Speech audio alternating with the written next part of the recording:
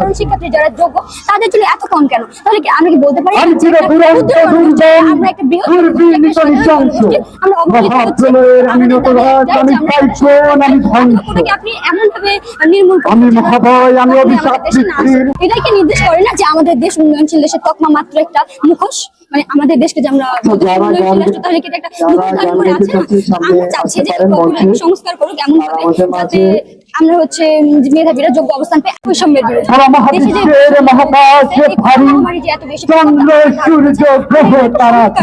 সংস্কার বলতে কি সরকার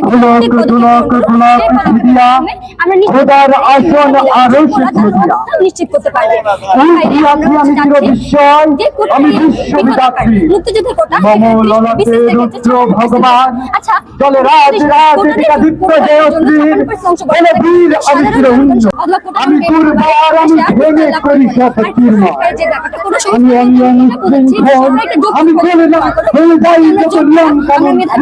আমাদের যেন নিজেদের অবস্থান নিশ্চিত করতে পারি।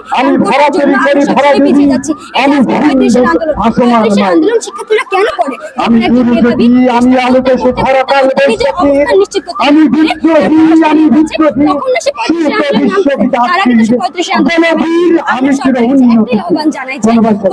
সংস্কার করুন যে সংস্কারের মাধ্যমে মেধাবীদের যোগ্য অবস্থান নিশ্চিত করা যায়। মুক্তিযুদ্ধ কেন করা হয়?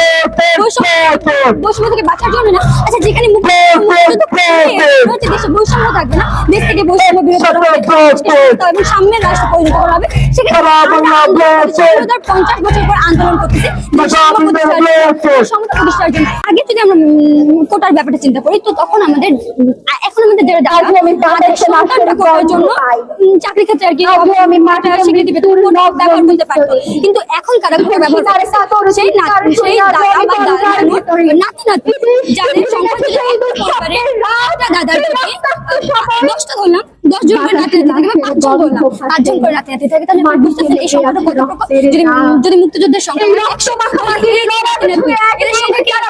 পারবে না তো 1000 আমি ধারণা দিলাম এক্সাম্পল হিসেবে দিলাম, মেন পরিসংখ্যান না, আমি জাস্ট বোঝানোর জন্য বললাম। যদি 100 জন মুক্তিযোদ্ধা হয় তাহলে তাদের নাতি নাতি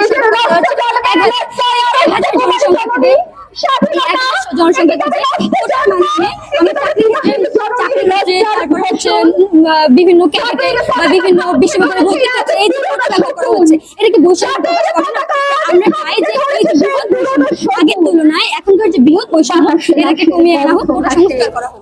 যদি মুক্তিযুদ্ধের সন্তানই হয়ে থাকে, আপনাদের দাদা যদি মুক্তিযুদ্ধ হয়ে থাকে, আপনি তার রক্ত না, তাহলে তার রক্ত আপনি কিভাবে কোটা নামক একটা জিনিস ব্যবহার করছেন নিজের মেধাকে কাজে না লাগিয়ে? আপনার দাদা যেমন হচ্ছে নিজের বীরত্বের যুদ্ধে নেমেছিল,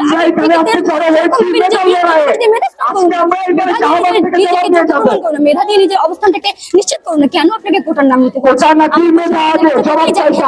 কোটার পক্ষে আন্দোলন করা হচ্ছে বা মুক্তিযোদ্ধাদেরকে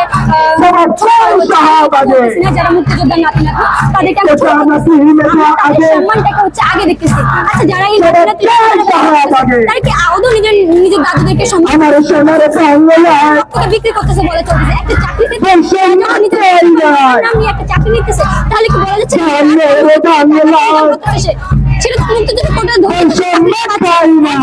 কিন্তু বেশিরভাগ ক্ষেত্রে কি কাজে দিচ্ছে এই পুরো ইনকাম সোর্সটাকে কোটার উপর তার দাদার কোটা বা নানার কোটা ব্যবহার বলা যাচ্ছে না। তো আমরা এটাই বোঝাতে চাচ্ছি সম্মান করুন, শ্রদ্ধা করুন তাদের কোটার কেন থেকে আপনি নিজের দাদা নানার পরিচয় দিন, তাদের সেরকম করে মেধাশ্রম দিয়ে নিজের অবস্থানটা আপনি আসলে সেই বীরের রক্ত, আপনি আসলে সেই